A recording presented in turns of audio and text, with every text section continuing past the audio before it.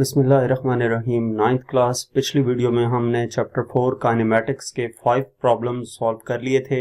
आज की वीडियो में हम प्रॉब्लम नंबर 6 से स्टार्ट करेंगे। प्रॉब्लम नंबर 6 है, if you drive 100 kilometers in 2 hours, stop for 1 hour, then drive another 100 kilometers in 2 hours, what is your average speed for the entire journey. यानी कि इस न्यूमेरिकल में ये कहा गया है कि 100 किलोमीटर 2 आवर्स ड्राइव की, उसके बाद 1 आवर स्टे किया, फिर 100 किलोमीटर ड्राइव की 2 आवर्स में, तो टोटल एवरेज स्पीड कितनी होगी वो कैलकुलेट करनी है।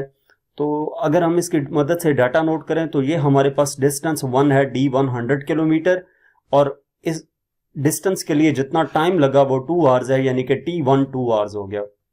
स्टॉप फॉर 1 आवर, यानी कि इस स्टेप पे कोई भी डिस्टेंस कवर नहीं हुआ तो D2 हम 0 कर लेंगे और T2 1 आवर हो जाएगा। इसी तरह D3 100 किलोमीटर है और T3 2 आवर्स है। What is average speed, v average calculate करनी है। तो एवरेज स्पीड कैलकुलेट करने का हमारे पास फार्मूला क्या है कि total distance over total time. Average speed के लिए formula total distance over total time. तो टोटल हमारे पास 3 डिस्टेंस हैं, D1 D2 एंड D3, इनको ऐड करेंगे डिवाइडेड बाय टोटल टाइम हमारे पास 3 है, T1 T2 एंड T3, इनको ऐड कर लेंगे। तो एवरेज वेलोसिटी हमारे पास क्या आ जाएगी, 200 डिवाइडेड बाय 5, ये हमारे पास आ जाएगा 40 किलोमीटर पर आवर। वैसे नॉर्मली न्यूमेरिकल सॉल्व करते वक्त मैं वैल्यूज को SI यूनिट में कन्वर्ट करता होता हूं, तो यहां पर जो वैल्यूज थी उनको एज इट इज पुट कर दिया है, क्योंकि जितने भी डिस्टेंस हैं वो किलोमीटर में है तो किलोमीटर लिख दिया, और जितने भी टाइम था वो आवर्स में थे तो उसको डिवाइडेड बाय आवर कर दिया, यानी कि average velocity 40 kilometre per hour हमारे पास आ जाएगी। आंसर किसी भी यूनिट में ठीक होता है, बस सिर्फ ये होना चाहिए कि यूनिट जो आपने लिखा है वो करेक्ट होना चाहिए, यूनिट रॉन्ग नहीं होना चाहिए। अगर किसी स्पेसिफिक यूनिट के बारे में कहा गया हो कि आंसर इस यूनिट में फाइंड करें, तो तब उस यूनिट में फाइंड करना जरूरी होता है, अदरवाइज आप जिस यूनिट में फाइंड कर लें वो ओके होगा। नेक्स्ट हमारे पास क्वेश्चन नंबर 7 है, if an athlete runs 400 meters in 50 seconds and then walks 200 meters in 150 seconds, estimate the instantaneous speed in 50 seconds. यानी कि पहले जो फर्स्ट 50 सेकेंड्स हैं उनकी वो बात कर रहा है जिसमें 400 मीटर्स एथलीट ने रन किया है। तो बाकी जो इन्फॉर्मेशन दी गई है कि 200 मीटर उसने वॉक किया है 150 सेकेंड्स में, उसको इस न्यूमेरिकल में इग्नोर कर दें, वो हमारे पास कहीं भी यूज नहीं होने। यानी कि D1 हमारे पास 400 मीटर गिवन है, इसको D ही सिंपल लिख दें, D1 लिखने की जरूरत नहीं है क्योंकि हमने दूसरी वैल्यूज को कंसिडर नहीं करना। तो D 400 मीटर्स गिवन है और T जो हमारे पास है वो 50 सेकेंड गिवन है। ठीक है, हमने कैलकुलेट क्या करना है, इंस्टेंटेनियस स्पीड कैलकुलेट करनी है। तो इसका सोल्यूशन देखते हैं।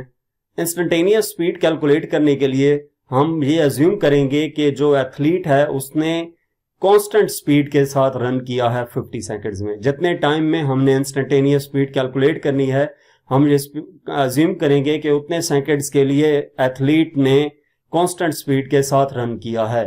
तो इंस्टेंटेनियस स्पीड कैलकुलेट करने का फार्मूला अप्लाई करेंगे, V instant equal to D over T, values put करेंगे तो ये हमारे पास इंस्टेंटेनियस वेलोसिटी आ जाती है 8 मीटर पर second.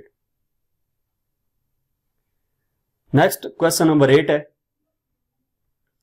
What is your average speed if you walk 10 metres forward and then 10 meters backward in 20 seconds. कि average speed क्या होगी अगर आप 10 मीटर्स फॉरवर्ड मूव करते हैं और फिर 10 मीटर्स बैकवर्ड मूव करते हैं 20 सेकेंड्स में।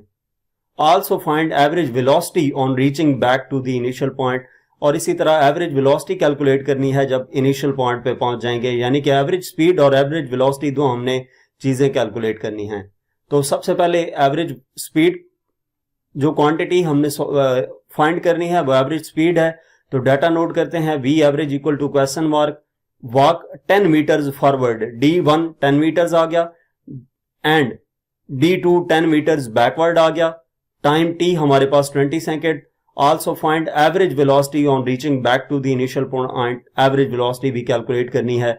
इसके ऊपर एरो का साइन नहीं डाला क्योंकि ये स्केलर क्वांटिटी है average speed, and V average ये इसके ऊपर एरो साइन डाला है क्योंकि ये वेक्टर क्वांटिटी है। तो इसका सोल्यूशन हम देखते हैं। सबसे पहले एवरेज स्पीड कैलकुलेट करने का फार्मूला है total distance over total time.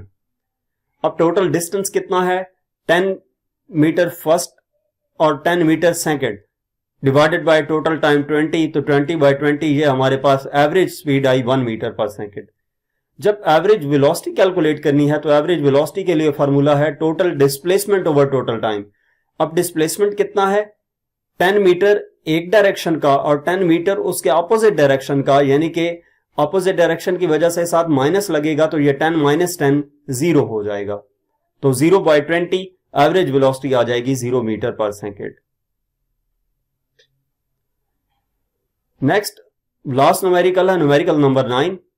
An object is at rest for 5 seconds, then moves with a constant speed of 10 meter per second for 10 seconds, and finally accelerates at 2 meter per second square for another 5 seconds. Sketch the speed time graph. इस numerical में ये कहा गया है कि एक object है जो पहले 5 सेकंड्स के लिए रेस्ट पे है, उसके बाद उसने 10 मीटर पर सेकंड की कांस्टेंट स्पीड के साथ अगले 10 सेकंड्स के लिए मूव किया और फिर नेक्स्ट 5 सेकंड्स में वो 2 मीटर पर सेकंड स्क्वायर की एक्सेलरेशन के साथ मूव करता है। तो इसका स्पीड टाइम ग्राफ ड्रॉ करना है। डाटा अगर हम नोट करें तो फर्स्ट उसने 5 सेकंड्स के लिए वो रेस्ट पे रहा, यानी कि D1 इस केस में V1 जो है वो 0 मीटर पर सेकंड है, कोई स्पीड नहीं थी उसकी। T1 5 सेकंड है। इसी तरह हमारे पास V2 जो है वो 10 मीटर पर सेकंड है और T2 10 सेकंड्स है। नेक्स्ट हमारे पास एक्सेलरेशन गिवन है A 2 metre per second square और T3 5 सेकंड्स है। ग्राफ हमने इसका ड्रॉ करना है, तो सोल्यूशन इसका देखते हैं। सबसे पहले जब ऑब्जेक्ट रेस्ट पे होता है तो इसका मतलब यह है कि उसकी स्पीड इंक्रीज नहीं कर रही। जब हमने वेलोसिटी टाइम ग्राफ ड्रॉ करना है तो टाइम एक्सिस के अक्रॉस 5 सेकंड्स के लिए हमारे पास 0 पे ही ग्राफ रहेगा। ये ग्राफ आपके सामने है, 0 to 5 सेकंड्स हॉरिजॉन्टल लाइन। पहले 5 सेकंड्स के लिए ऑब्जेक्ट की वेलोसिटी 0 थी, इस वजह से हॉरिजॉन्टल लाइन आएगी 0 मीटर पर सेकंड पे, यानी कि 0 से 5 सेकंड्स तक जो वेलोसिटी है वो 0 रही है।